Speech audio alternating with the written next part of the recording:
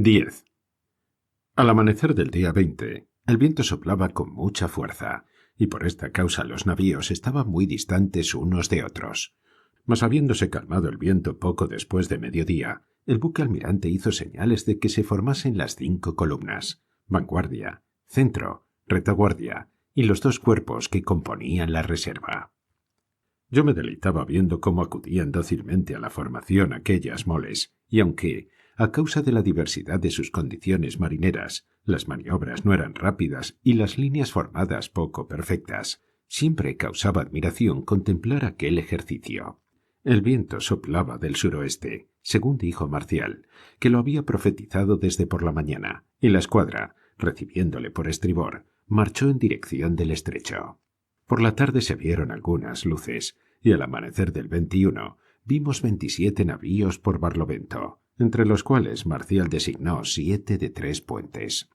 A eso de las 8, los 33 barcos de la flota enemiga estaban a la vista formados en 2 columnas. Nuestra escuadra formaba una larguísima línea, y según las apariencias, las 2 columnas de Nelson, dispuestas en forma de cuña, avanzaban como si quisieran cortar nuestra línea por el centro y retaguardia. Tal era la situación de ambos contendientes, cuando el Bucentauro hizo señal de virar en redondo. Ustedes quizás no entiendan esto, que consistía en variar diametralmente de rumbo, es decir, que si antes el viento impulsaba nuestros navíos por estribor, después de aquel movimiento nos daba por babor, de modo que marchábamos en dirección casi opuesta a la que antes teníamos. Las proas se dirigían al norte, y este movimiento, cuyo objeto era tener a Cádiz bajo el viento, para arribar a él en caso de desgracia, fue muy criticado a bordo del Trinidad, y especialmente por Marcial, que decía: «Ya se esparrancló la línea de batalla, que antes era mala y ahora es peor». Efectivamente, la vanguardia se convirtió en retaguardia, y la escuadra de reserva, que era la mejor, según oí decir, quedó a la cola. Como el viento era flojo, los barcos de diversa andadura y la tripulación poco diestra, la nueva línea no pudo formarse ni con rapidez ni con precisión. Unos navíos andaban muy aprisa y se precipitaban sobre el delantero. Otros marchaban poco, rezagándose, o se desviaban, dejando un gran claro que rompía la línea, antes de que el enemigo se tomase el trabajo de hacerlo. Se mandó establecer el orden, pero por obediente que sea un buque, no es tan fácil de manejar como un caballo.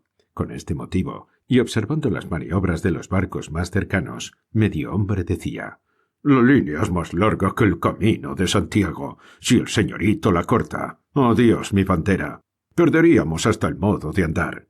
Aunque los pelos se nos hicieran cañones. Señores, nos van a dar julepe por el centro. ¿Cómo pueden venir a ayudarnos el San Juan y el Bahama, que están a la cola, ni el Neptuno ni el Rayo, que están a la cabeza?» Rumores de aprobación. «Además, estamos a sotavento, y los casacones pueden elegir el punto que quieran para atacarnos. Bastante haremos nosotros con defendernos como podamos. Lo que digo es que Dios nos saque bien, y nos libre de franceses por siempre jamás. Amén, Jesús».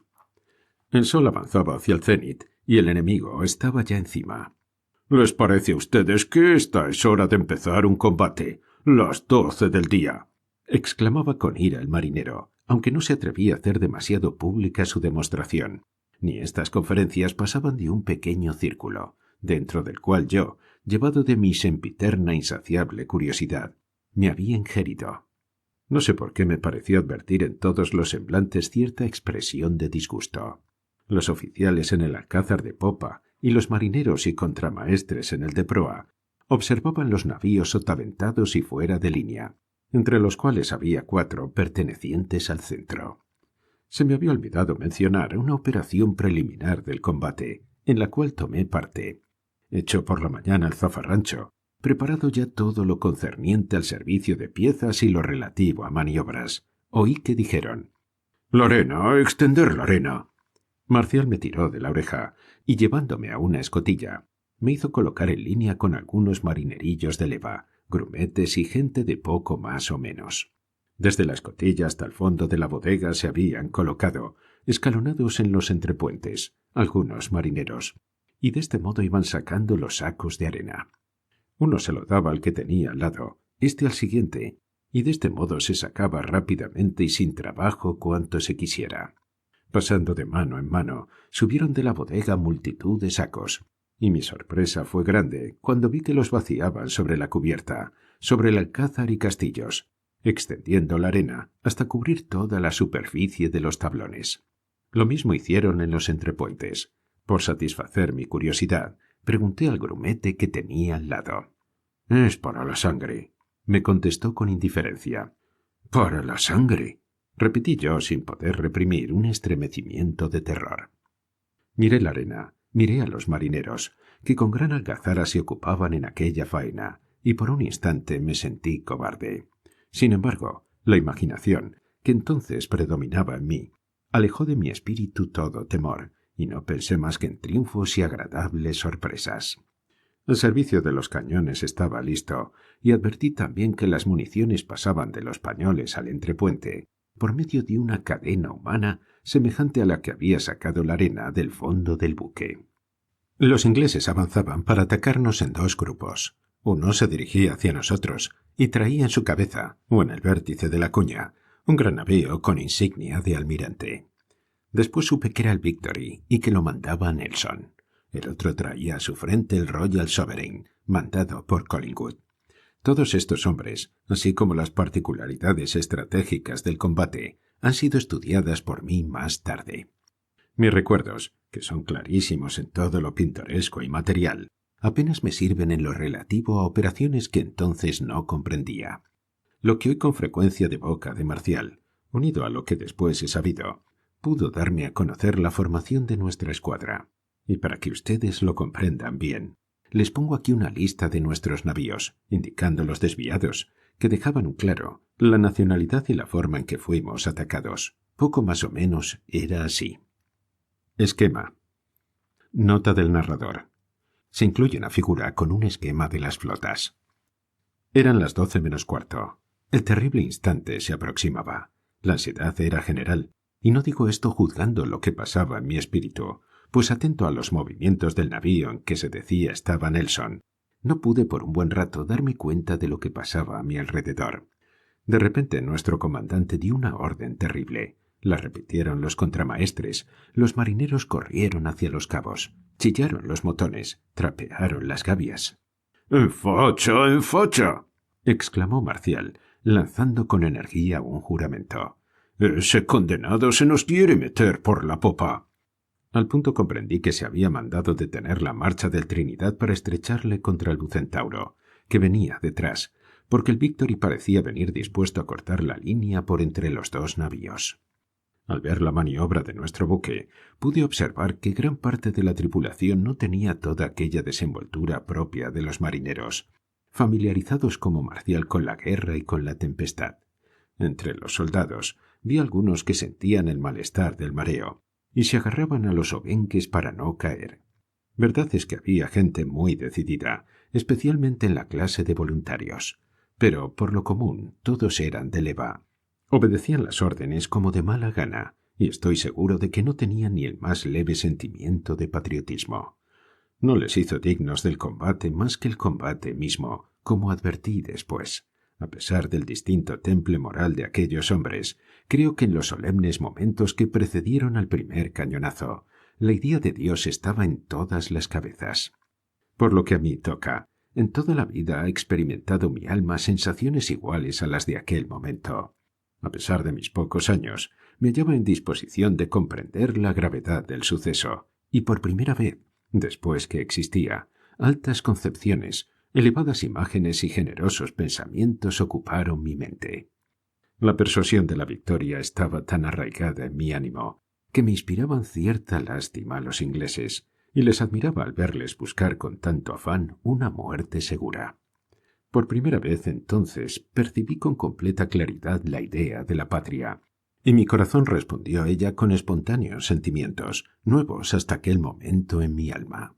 Hasta entonces la patria se me representaba en las personas que gobernaban la nación, tales como el rey o su célebre ministro, a quienes no consideraba con igual respeto. Como yo no sabía más historia que la que aprendí en la caleta, para mí era de ley que debía uno entusiasmarse al oír que los españoles habían matado muchos moros primero y gran pacotilla de ingleses y franceses después. Me representaba, pues, a mi país como muy valiente, pero el valor que yo concebía era tan parecido a la barbarie como un huevo a otro huevo. Con tales pensamientos, el patriotismo no era para mí más que el orgullo de pertenecer a aquella casta de matadores de moros. Pero en el momento que precedió al combate, comprendí todo lo que aquella divina palabra significaba, y la idea de nacionalidad se abrió paso en mi espíritu, iluminándolo y descubriendo infinitas maravillas, como el sol que disipa la noche y saca de la oscuridad un hermoso paisaje. Me representé a mi país como una inmensa tierra poblada de gentes, todos fraternalmente unidos. Me representé la sociedad dividida en familias, en las cuales había esposas que mantener, hijos que educar, hacienda que conservar, honra que defender.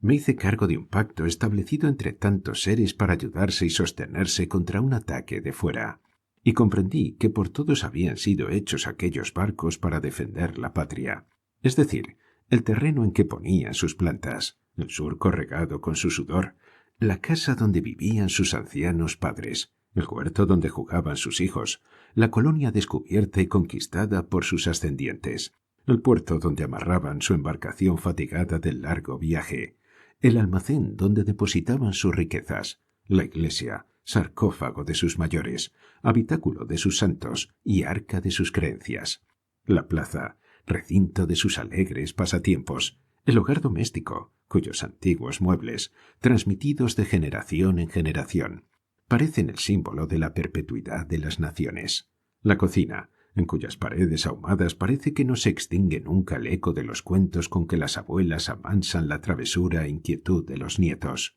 la calle, donde se ven desfilar caras amigas, el campo, el mar, el cielo, todo cuanto desde el nacer se asocia a nuestra existencia, desde el pesebre de un animal herido hasta el trono de reyes patriarcales, todos los objetos en que vive prolongándose nuestra alma, como si el propio cuerpo no le bastara.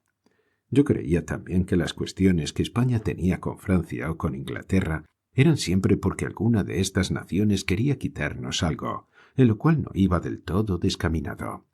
Parecíame, por tanto, tan legítima la defensa como brutal la agresión, y como había oído decir que la justicia triunfaba siempre, no dudaba de la victoria. Mirando a nuestras banderas rojas y amarillas, los colores combinados que mejor representan al fuego, sentí que mi pecho se ensanchaba. No pude contener algunas lágrimas de entusiasmo. Me acordé de Cádiz, de Vejer, me acordé de todos los españoles, a quienes consideraba asomados a una gran azotea, contemplándonos con ansiedad, y todas estas ideas y sensaciones llevaron finalmente mi espíritu hasta Dios, a quien dirigí una oración que no era Padre Nuestro ni Ave María, sino algo nuevo que a mí se me ocurrió entonces. Un repentino estruendo me sacó de mi arrobamiento, haciéndome estremecer con violentísima sacudida. Había sonado el primer cañonazo.